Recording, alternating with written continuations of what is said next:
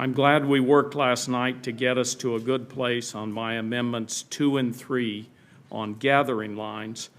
This is an extremely important issue to address the over 435,000 miles of unregulated gathering lines in producing states like New Mexico. These gathering lines present a clear and present danger to communities around them, and we need better oversight and regulation on them. I also now plan to offer and withdraw my amendment on methane emissions. We were not able to get an agreement on this amendment, which I think is an important one. As a result, I will be voting no on final passage of the bill, but look forward to working with you, Mr. Chairman, and Senator Cantwell to address this critical issue as we move to the floor. Udall Amendment number 1 is simple. Let's keep our natural gas and methane in our pipelines and out of the atmosphere. It's the year 2019, and leak detection and repair technology is very advanced.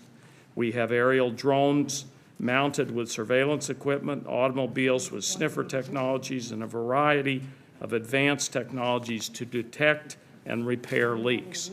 But when it comes down to it, the main way we detect leaks is with our eyes and noses. We rely on members of the public to report the sight or smell of gas and phone it in. This should not have to be the responsibility of the average citizen.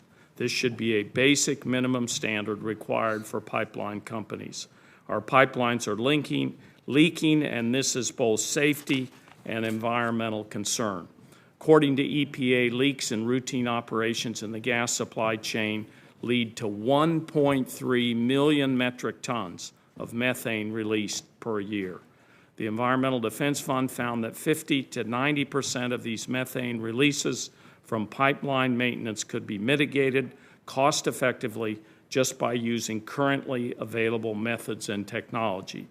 ICF International concluded that leak detection and repair from the oil and gas sector could cut emissions by over 40%, again, simply by using equipment already available on the market. The estimated cost would be less than 1 penny per 1,000 cubic feet of gas produced. The price of 1,000 cubic feet today is about $4. We're talking about less than 1 penny. So the cost is very low, but the value of natural gas savings to both industry and consumers would amount to well over $500 million a year. By reducing leaks, we make pipelines safer at low cost and save gas. But this is also about the climate. Methane is an extremely potent greenhouse gas. It is a climate change super pollutant.